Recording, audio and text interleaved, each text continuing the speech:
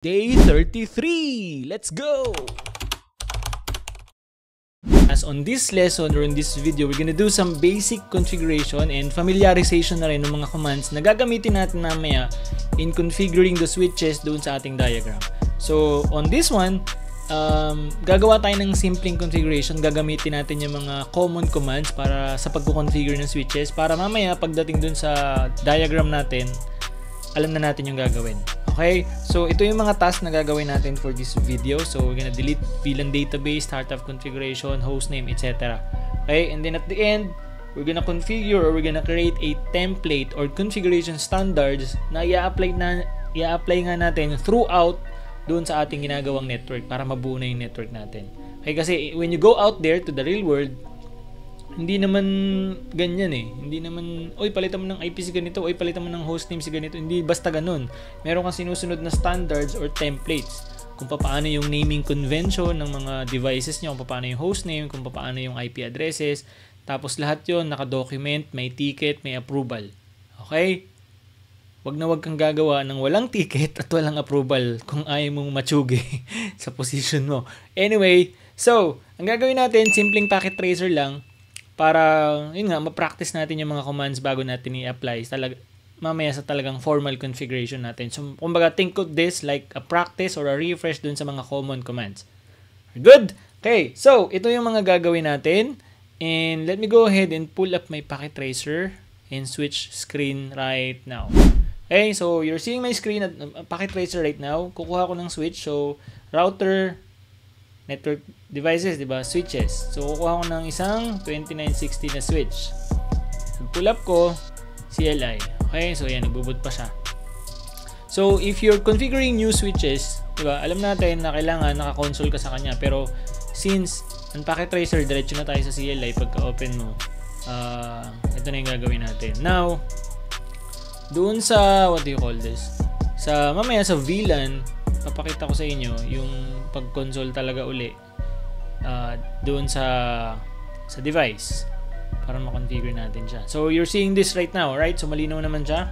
Okay, so initial mode or initial state kung nasan ako, user exec, huwag kakalimutan, indicated by a greater than sign. Okay, so para makapunta ako ng privilege exec, en lang or enable, it's the same thing.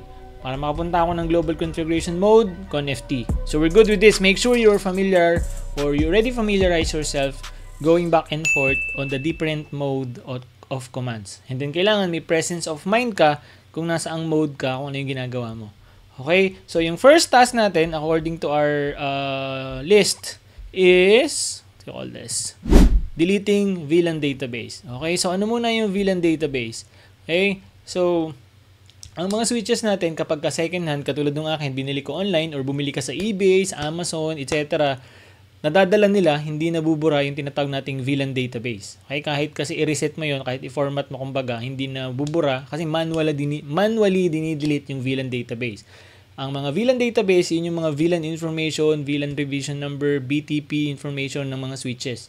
Which is, yun nga, hindi siya nabubura kahit i-format or i-reset yung switch, manually siya binubura. Ang magiging problema mo is kapag yung mga switches na binili mo online, o kaya naman second hand, o kaya naman galing sa ibang sites nyo, is kapag may mga VLAN revision number na mas mataas dun sa existing nyo. Pwedeng ma-override nila, pwedeng mag-crash yung network nyo, pwedeng mag-down. So make sure na bago kayo magkabit ng second hand na switch or kahit bagong switch, make sure na i-delete nyo yung VLAN database. Okay? Lalo na kung galing sa second hand, sa ibang tao. Okay? Just for the sake of security. So, VLAN database. We're gonna talk more about this as well as dun sa VLANs on the next module or on the next section. So, yun yung pinakaunang goal natin. Let's go ahead and go to my screen right now. So, VLAN database. Para makita ko, usually chine-check ko muna yung flash kasi dyan siya usually nakasave yung VLAN database. So kung makikita mo dir, pero for now since we're using packet tracer, wala yung VLAN database. Okay? So dun lang yan sa mga totoong switch. Right? So pero for the sake of showing you how to delete that, papakita ko na rin sa'yo. So ang command lang naman is delete flash VLAN ... So yun yung pinaka niya, VLAN ... Okay, dot file siya. na nakasave nga doon sa flash ng switch. So, yun lang yung command para makita mo. So, kung nandyan siya, madidelete siya. I-confirm mo lang. Pero nag-error tayo kasi nga, wala naman tayong VLAN.dat. So, for the sake of showing it, mamaya doon sa switch ko na totoong switch, tapos pag nasa VLAN topics na tayo, I'm gonna show you that para makita mo.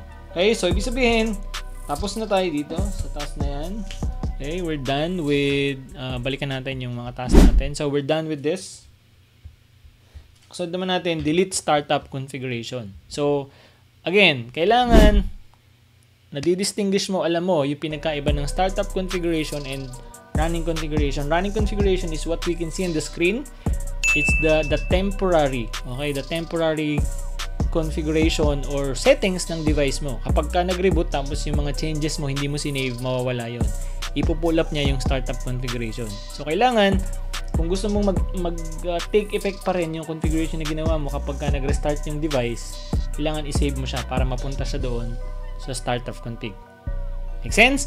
Well, so, para mabura natin yon, ang pinaka-command lang naman, remember ha, kung makikita nyo, na doon pa rin ako sa privilege exec.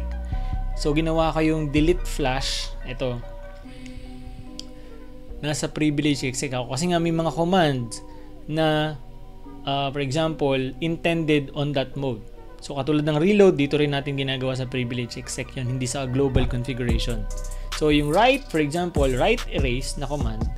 Okay? Ito yung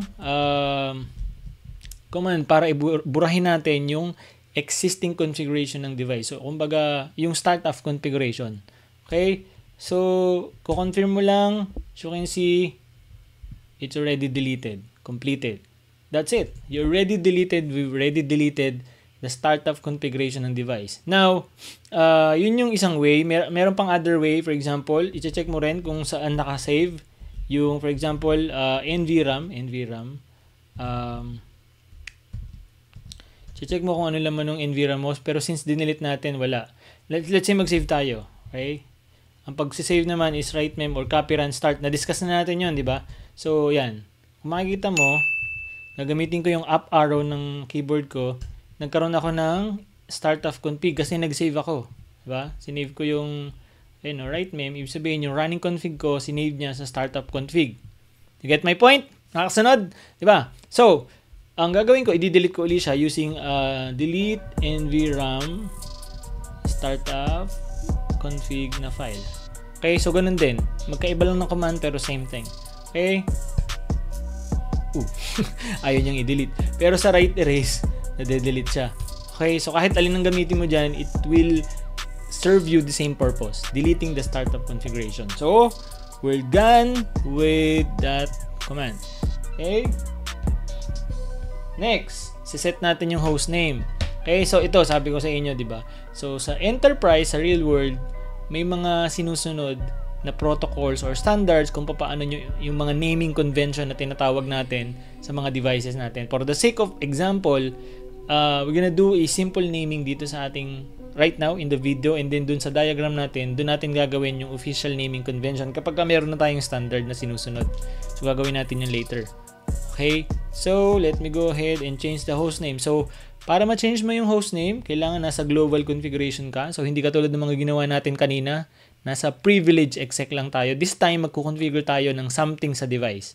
Okay, so kailangan nasa global configuration ka. So, ang command lang naman is host name, and then yung name ng switch. Kung ano yung gusto mong ipangalan sa kanya. Let's take for example, palitan natin siya ng access switch na lang. Okay, access _ switch. Wala na munang number, wala na munang etcheboreche. Kasi nga, we're just practicing the basic commands na i-apply natin mamaya. Okay, so yun yung command. Host name, and then yung pangalan na gusto mo. If I press enter, katulad ng ginawa ko ngayon, makikita mo, yung pangalan niya kanina na switch, naging access switch na. Because of this command. Pero nandun pa rin ako sa global configuration mode. You're seeing this, right? So, you get my point. This is how you familiarize yourselves with those commands and then with going back and forth sa mga modes ng CLI ni Cisco. So, going back dito sa ating list ng mga activity or ng mga tasks, nandito na tayo. Tapos na rin natin tong host name. Okay, so ang sunod naman natin is no IP domain lookup.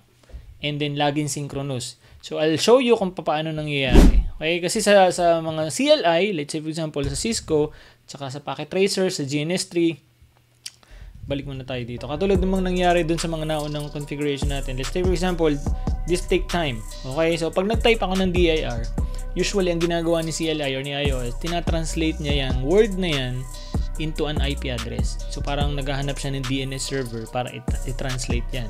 So medyo magtatagal to, more or less mga 2 to 3 minutes, pero dapat ma-disable natin yun. Okay? So pakita ko sa inyo. Okay? Biglang nag ano, so dir flash. Ano ba yung command na yun? Para gawin natin yan. So binaliktad ko yung spelling, ginawa kong DRI. Diba? Kung makikita mo, tinatranslate niya, naghahanap siya ng domain server. So dapat hindi ganyan para kasi matagal yan eh. Something 3 to 5 minutes minsan. So mangyayari, mag-aantay ka. Pag nag-configure ka, so maaabala ka. What if sa production ganyan din, tapos yung change mo limited time? Kasi if we are performing changes, kumbaga RFC in the real world, may oras yun. Okay? Maintenance window na tinatawag. Kailangan within that time frame, natapos mo, na-test mo, na-perfect mo yung change na ginawa mo. So, I'll show you that as we move forward with this course. Antayin-tayin natin. Medyo matagal yan. So, ayan. While we are waiting for this, balikan natin yung task natin. So, yung login synchronous naman, nangyayari kasi, pagka nag-configure ka, minsan, hindi pa tapos yung tinatype mo, lumilipat na ng new line or kumbaga nag-e-enter siya napuputol yung words na tinatype mo. So, para hindi mangyari yon, para dire-diretso lang yung tinatype mo, kailangan naka-login synchronous, naka-on yung login synchronous. So, going back to our screen, makikita mo natapos na. Diba? So, hindi niya makita, oops, nangyari. So, hindi niya makita kung ano yung DIR. So, paano mangyari yon? Configuration terminal ulit tayo. So, again, make sure you are aware kung nasaang mode ka at kung ano yung kino-configure mo. So, no IP domain. Pag tinype ko yung question mark, ito yung mga available options. So, make sure you are familiarized with yourselves on how to use the up arrow. Again, yung up arrow is para dun sa mga previously command na na-type mo na. Tapos, yung help is, or yung question mark, is para sa mga available option or available commands na pwede mong isunod dun sa tinype mo. O kaya naman, kung wala kang tinype, yung lahat ng available na command dun sa state or mode na yon. Diba? Pag tab naman, kinukompleto niya. As long as it's specific. Diba? Naalala mo, diba, diniscuss natin yon. Okay, so going back, no IP domain, look up tayo. Okay, ibig sabihin, once we implemented this, hindi na niya gagawin to. Okay? Hindi na niya gagawin yan. Testingin natin. So, kailangan, babalik ako doon, tatype ko yung DRI. Diba? So, ang ginawa na lang niya, unknown command, hindi na niya tin-translate into DNS or something. Napakabilis. Kanina, ang tagal natin nagantay, parang 3 minutes yata. So, for now, hindi na. So, you get this? Now, again, kapag ka nagtatype ka, katulad ng sinasabi ko kanina, within, dun sa isang task natin, na this, login synchronous, yan, this one, pwede kasing maabala ka kapag ka nagagawa ka ng configuration. So, ang gagawin natin is, kailangan login synchronous. Okay, so, line VTY 04. So, papasukin natin yan. Okay, dyan natin i-implement yung login synchronous. Okay, sabihin pag nasa VTY lines ka, pag nagte-telnet ka sa mga devices, hindi mapuputol or hindi mapuputol siya pero yung words niya tuloy-tuloy lang. You get this? Di ba nangyayari sa inyo yun sa GNS3, sa Packet Tracer, or sa CLI? So, ganun yung gagawin natin. Okay? And, saan pa? Sa line console 0. Okay? Login synchronous. Okay, so ang ginawa ko lang, so you can see here, pinasok ko yung line VTY which is being used for telnet. Okay, nandun ako sa sub-global configuration mode na yon. And then, tinype ko or ginawa kong login synchronous, in-enable ko siya. Para nga pag nag-type ako, synchronous siya. Sabihin, maputol man siya, tuloy-tuloy lang yung command na tinatype ko. Hindi ko na uulitin. You get this? So, ganun din sa console kapag kino-console ko yung device. Okay? Now, exit tayo para makita mo one step backward kapag ka-exit. Diba? So, global configuration mode uli ako. Nakikita mo kung paano ako nagba-back and forth. Diba? So, dapat familiar mo yung sarili mo dyan. Okay. Logging. Tingnan natin kung meron din dito. Logging console. Wala na yan. Okay. So, we implemented that in the line VTY as well as in the console ports or console line ng device natin. Excuse me. Okay. So, medyo pumipiyok-piyok na tayo. Pero, let's keep moving. Okay. So, ang kasunod naman, so we're done with this. Set default gateway and management IP. So for this one, kikreate na lang din muna tayo ng example. Kasi nga, para lang ma-practice tayo. Later, we're gonna follow the commands kung ano yung default gateway, tapos kung ano yung management IP na gagawin natin. So for default gateway, ang command lang naman, still nasa global configuration mode ka, is default, IP default gateway. So ginamit ko yung tab. And then, if I type in question mark, so ang makikita mo, hinihingi na niya kung ano yung IP address ng default gateway na isiset mo. So for this one, I'll just gonna type, for example, 192.168.1.1. Okay? And then that's it. It doesn't need to have the subnet mask. Kasi yan lang naman yung hahanapin niya. Let's take, for example, yan yung last gateway of last resort niya. Okay? So kumbaga, pag wala na siyang mapagpasahan, pag hindi niya makita yung network or yung IP, ipapasa niya dyan. So we're gonna discuss that dun sa routing. Okay, so we're good with IP default gateway. Yan lang yung command. And then, the other one is management IP. So, management IP, ibig sabihin, para lang ma-telnet natin, may SSH natin, yung device via IP address. Kasi diba, ang ginagawa kasi natin sa packet tracer, dino-double click natin. Diba? Pero sa real world kasi, hindi siya ganun. Okay? Hindi mo naman dinadouble click yung device dun sa screen mo. Ginagawa mo, open mo yung CRT or secure CRT mo or PATI mo, type mo yung IP address. That's how you console, or that's how not the console, that's how you connect to a remote device via IP address. So, ayun. Ang command is, kailangan meron tayong management VLAN. So again, we're gonna talk about VLAN in the next video or in the next section. Trivia muna tayo. VLAN 1 is the default VLANs on all Cisco devices. Now, para makapag-create tayo ng VLAN is configure terminal, VLAN. Ayan. So, kailangan natin mag-create ng VLAN. Okay? So, yan yung mga available na pwede mong i-create na VLAN. Itong 1 hanggang, actually, hindi pwede yung mga yan eh. Yung 1. Kasi yung 1 is already created. At saka itong ayun o, ito mga to. Hindi mo pwedeng galawin or gayahin yung mga yan. So, gagawin ko, VLAN 99 is our management VLAN. And then, ang gagawin ko is papangalanan ko siya ng for example, device management. Okay? So, now, meron na tayong VLAN pero walang IP. Kailangan dun lalagyan natin ng IP yung device natin. So mag-exit ako. Okay, ang gagawin ko VLAN 99, interface VLAN 99 pala, sorry. VLAN 99. Okay, so makita mo nag-up siya and then kailangan lagyan ko siya ng IP address. Okay? So IP address, sabihin na natin na for device management, kailangan may subnet kayo na para sa mga devices lang. So, ang gagawin natin is 1.1.1 na lang for now. Okay? So, 255.255.255.0. So, /24. This is just an example. Okay? So, later, we're gonna create a specific subnet para doon sa mismong mga devices. Okay? Hina-hardcode namin yan.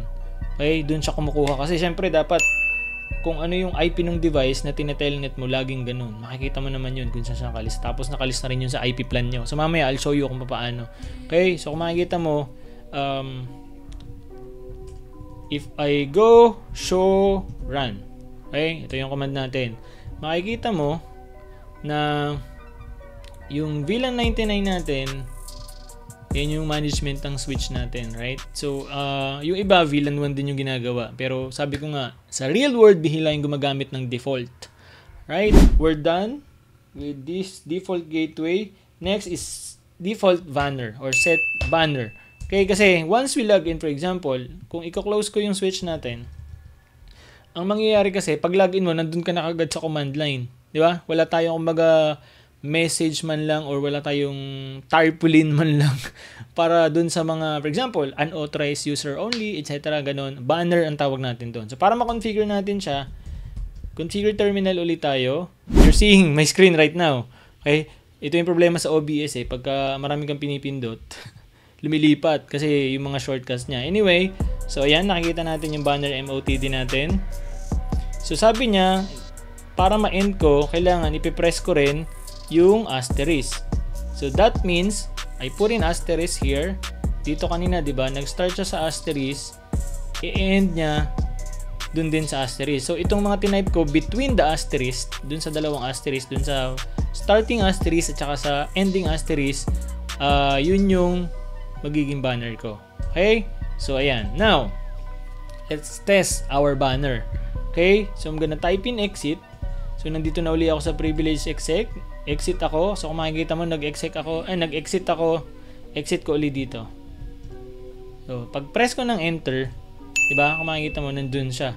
Kaya lang wala kasing username and passwords yung user exec and privilege natin. So dapat passwords muna bago makapasok ng user exec. So we're gonna do the passwords later. Actually, siya na yung kasunod dun sa task natin. Kung babalikan natin yung task, ayan. We're done with this one, banner. So, we're gonna set our passwords na. Okay? So, para ma-sets natin yung mga passwords, saan na yun? Para ma-sets natin yung mga passwords,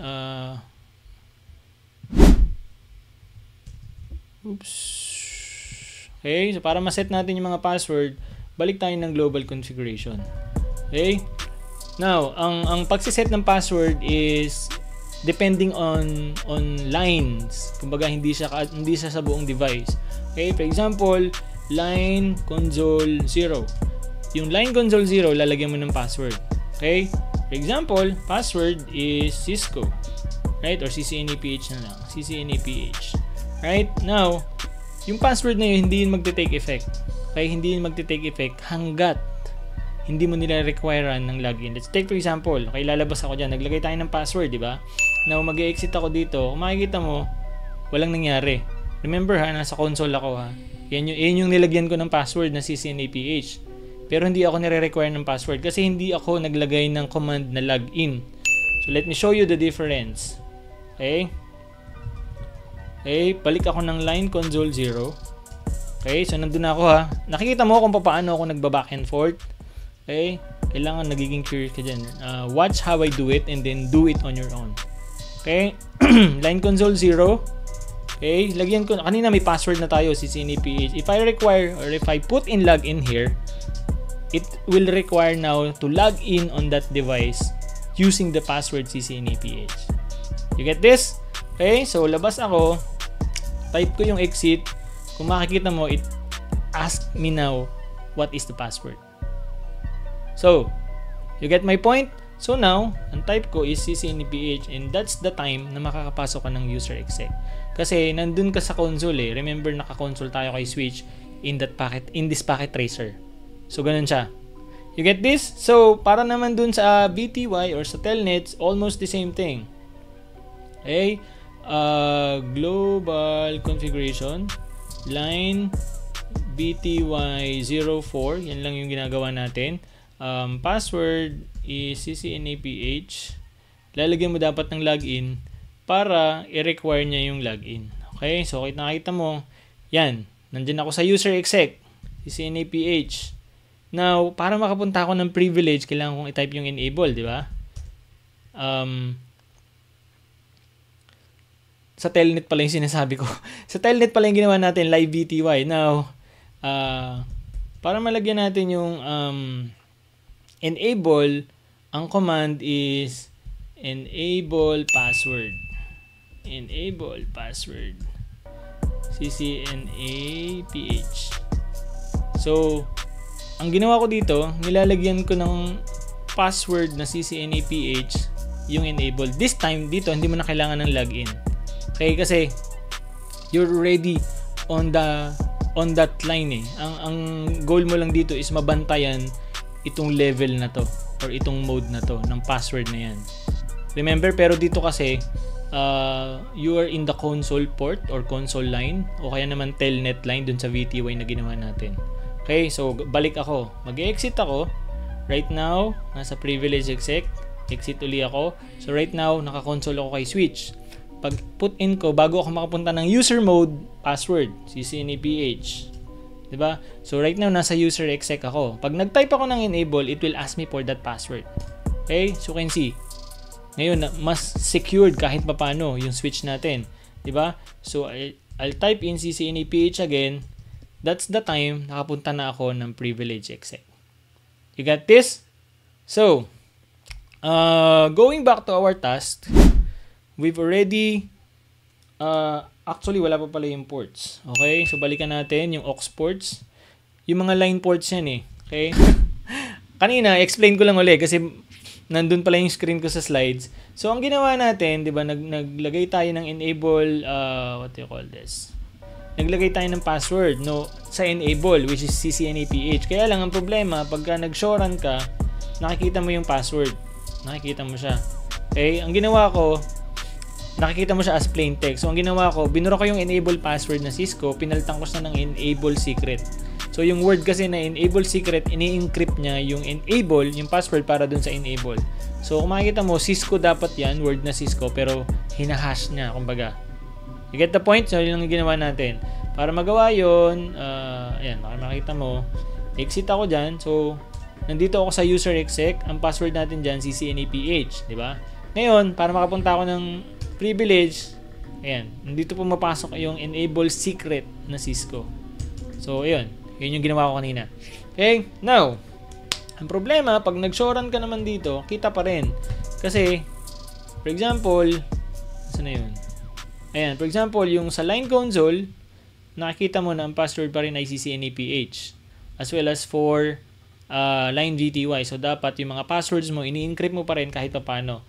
By the way guys, you can also visit our official website which is techacademy.ph, and then from there makikita mo yung mga courses namin. So we have free and premium courses. You can start with the free ones which will give you the same video lessons na nakikita mo dito sa ating 60 days of basic networking. Dinagdagan lang natin yung iba, as well as kinurate or inedit natin yung iba para nga mabigyan ka ng at least foundation or fundamentals. Okay, ang kagandahan when you go with techacademy.ph at tinuk mo or kinuha mo yung mga free courses, it comes with certificate of completion kapag natapos mo yung mga courses na yun. So, pwede mo yung gamitin as a reference sa resume mo, lalo na kung ikaw ay nagsisimula pa lang. Again, visit techacademy.ph and then from there, browse our courses. Okay, see you there. Para magawa mo yun, kailangan mong i-enable yung password encryption. So, ang command service, password encryption. And that's it. It will encrypt all the passwords. So remember, bago natin i-implement to, nakikita natin na ang password ng VTY is ccnaph, as well as yung console, ang password niya ccnaph. Now, if I go back and show run, makikita mo, in-encrypt na niya. Kahit pa paano. Although madali namang i-decrypt yan.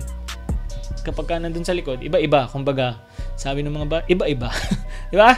So you get my point? So now, what we've done is basically basic configuration commands familiarization. So in the next video, gagawin natin yan dun sa formal network diagram natin. Pero bago natin tapusin tong video na to, show IP interface brief.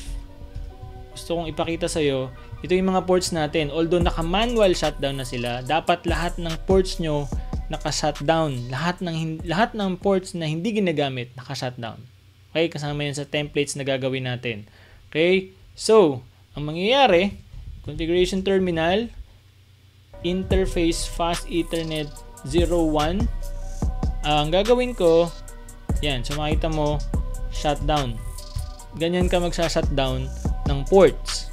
Problema, kung 24 ports meron tayo, kung 48 ports yan, or marami, nangaragin ka. So, that's why we use the range command. So, interface, range, kung makikita mo, hihingin niya. So, fast ethernet 01, and then pag nag-question mark ako, hyphen, question mark uli, yung kasunod na kung gaano yung range. For example, 0, 24. Ay, 24 lang yata. Okay, tama. Aalisin mo na yung 0.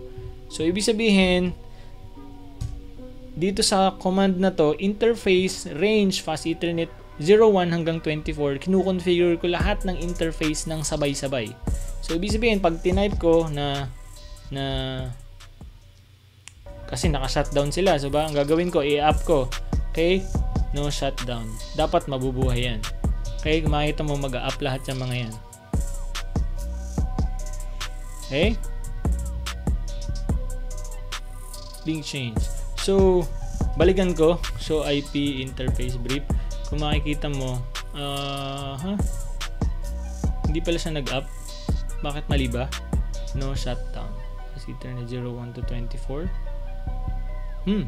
Weird. Pero, that's how you configure interfaces by range. Okay? Useful yan if you're doing the same or applying the same configuration sa mga interfaces. Pero kung iba-iba ng configuration, for example, iba-ibang VLAN, so hindi mo pwedeng gamitin yung range. Kailangan same configuration lang for those groups, kumbaga, for those range. Get this? So, interface, range, fast Ethernet 01 hanggang 24, siya shutdown natin. Okay? So, ayun. Makita mo, lahat sila sabay-sabay nag-shutdown. You get this? You get the point? So, that's how we do a basic configuration on a switch. Going back to our slides, we're done with this.